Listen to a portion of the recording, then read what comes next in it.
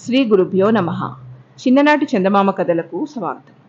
ఈనాటి కథ శీర్షిక మంత్రపు కంచి. రాసిన వారు ఏ సత్యనారాయణ. ఒకప్పుడు మలయాళ దేశంలో మామూలు మనుషులు కూడా మంత్ర విద్యలు నేర్చేవారు. అయితే వాళ్ళు బ్రతుకు తెరువుకు వేరువేరు వృత్తులు చేసుకునేవారు. ఒక తంబిరాన్ వద్ద ఒక బండి తోలేవాడు ఉండేవాడు. తంబిరాన్ బండి మీద ఎక్కడికైనా పోవలసి వచ్చినప్పుడు బండిని తోలడం తప్ప వాడికి ఇంకేమీ పని లేదు. తంబిరాన్ గారి బండిని లాగడానికి 30 గుర్రాలు ప్రత్యేకంగా ఉండేవి. వాటిని సంరక్షించడానికి వేరే మనుషులు ఉండేవారు. ఒకనాడు తంబిరాన్ బండిలో ఎక్కడికో పోతూ ఉండగా ఒక చోటికి వచ్చేసరికి గుర్రాలు చటుక్కున ఆగిపోయాయి. బండివాడు ఎంత అదిలించినా అవి ఒక్క అడుగు కూడా ముందుకి కదలడం లేదు. బండివాడు తల ఎత్తి చూసేసరికి ఒక ఇంటి కప్పు మీద ఒక మనిషి కప్పు నేస్తూ కనిపించాడు. బండివాడు ఆ మనిషిని కేకబెట్టి, అన్నా, మమ్మల్ని మా దారిన వెళ్ళని అన్నాడు.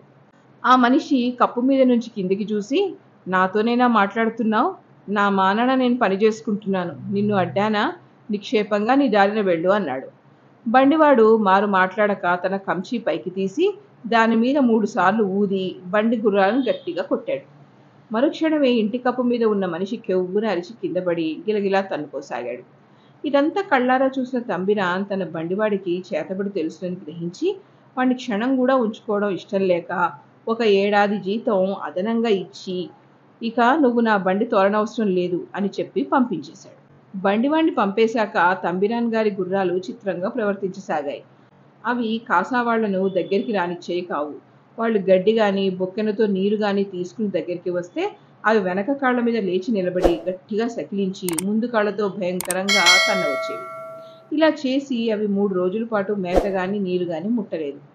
తంబిరాన్ ఇదంతా బండివాడి పని అయి ఉంటుందనుకుని వాడిని పిలుచుకుని రమ్మని మనిషిని పంపాడు. ఆ మనిషి వెళ్ళి, నిన్ను యజమాని గారు వెంటనే రమ్మంటున్నారు అన్నాడు.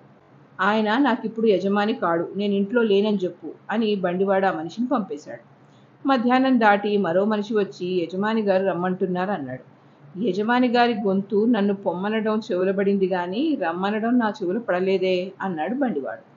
చేసేది లేక తంబిరాన్ సాయంకాలం తానే స్వయంగా వెళ్ళి బండివాడిని వెంట పెట్టుకుని వచ్చాడు.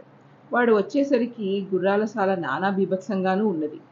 బండివాడు తన పాత కంచి గోడ నుంచి తీసి గుర్రాల దగ్గరికి వచ్చి, మీకేం పోయే కాలం అంటూ దాన్ని గాల్లో చెళ్ళు మనిపించి, కాసావాళ్లతో గడ్డి తెచ్చి వెయ్యి, ఎట్లా తినవో చూస్తాను అన్నాడు. గుర్రాలకు దెయ్యం వదిలినట్టయింది. అవి ఏమీ ఎరగనట్టు మేత తిని నీళ్లు దాగాయి. తంబిరాన్ బండివాడి జీతం పెంచి ముసలివాడైన దాకా వాణ్ణి తన నౌకరీలోనే ఉంచుకున్నాడు. ఇంతటితో ఈ కథ కంచికి మనం ఇంటికి.